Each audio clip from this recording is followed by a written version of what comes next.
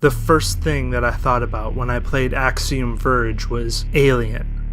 Everything was alien, everything was foreign, everything was unnatural, everything was off-putting. Nothing is like how it is here.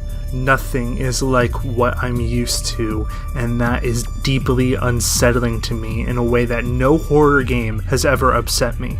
The environment is hostile, it's destructive, it doesn't want you there, and everything there is designed to destroy what isn't part of the natural balance. This is a world full of predators and parasites, full of aggression and hate and violence. There is no peace and there are no friends in this world. This is really touched upon with the Rosaki, which are the only things that you truly talk to in this game. They are big, imposing, and they're even Cthulhu-esque in their grand significance compared to you. They are enormous, they are gigantic, and you are tiny in front of them.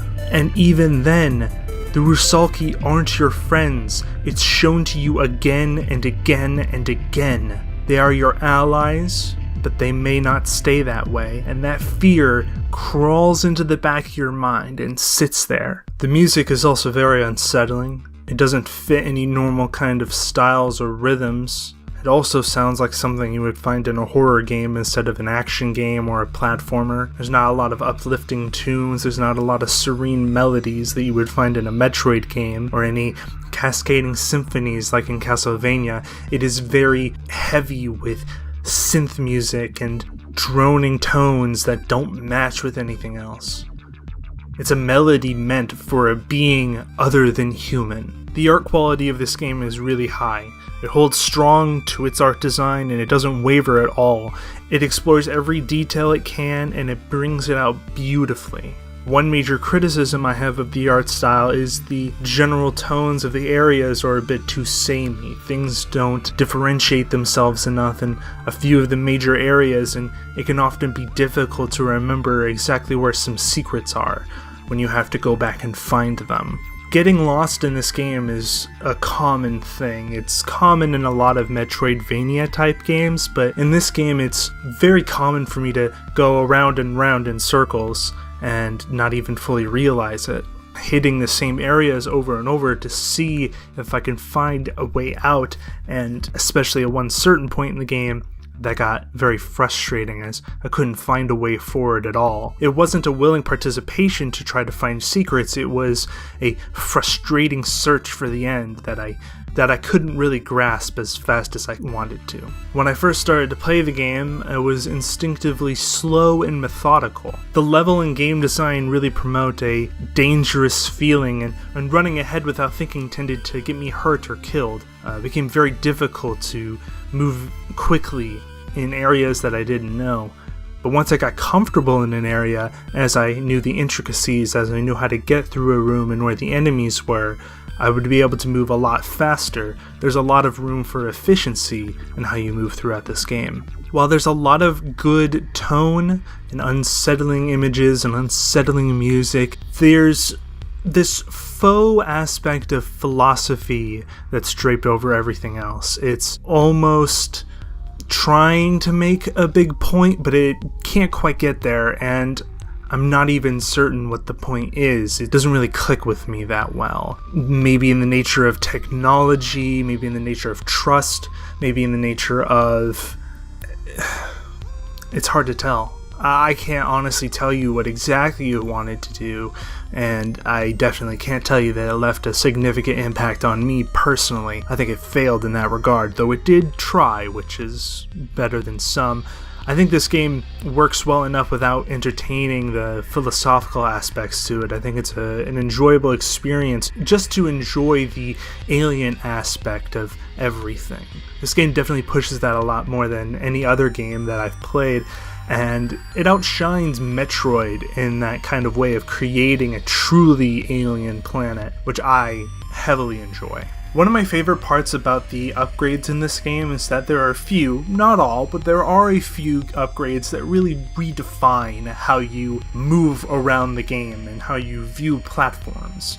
Metroid often has this issue where you have a very clear answer to a puzzle. It's a very specific lock for a very specific key, and you have to get that key before you can get through the lock.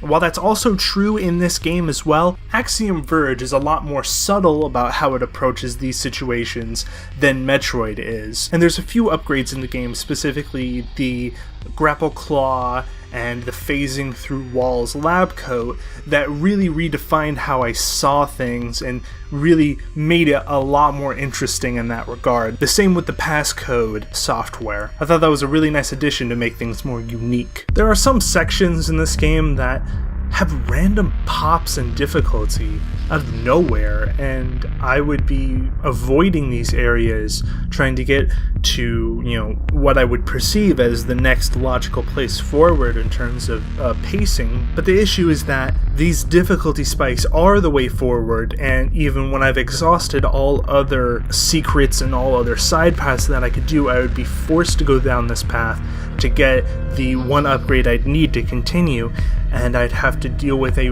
very strong spike in difficulty, something that shattered the pacing of the game and really left a bad taste in my mouth. It certainly didn't ruin the experience. I think the game is still quite enjoyable, and I think these sections do have their merits as a sort of test, but I think there should have been a better build-up, and there should have been a better way to deal with these sections instead of just having way more enemies tossed at you and forced you to restart again and again and again and have a random long gauntlet without any build-up, and it's very frustrating when something like that happens. I really wish there was something to kind of convey that something like this was coming up. Coming out of nowhere, it's almost aggravating to see that. For the most part, the moment-to-moment gameplay really isn't that interesting. It's your standard run, jump, shoot, and use puzzle solutions on problems, kind of Metroid focus on gameplay, but I think it works really well in how it conveys its tone. I think it works really well in how it conveys its aesthetic, and I think that's enough to really enjoy this game for the kind of game it's trying to be. I rate this a Prometheus. Sure, it has some pretty glaring issues as I come back and revisit it, but it's a great way to really experience an alien world all around you. You might have to deal with some weird philosophy that doesn't really quite make sense, but you're not gonna find anything quite like it out there. If you like this kind of game and you like this kind of setting, I suggest you go out and you play it. Thank you all for watching.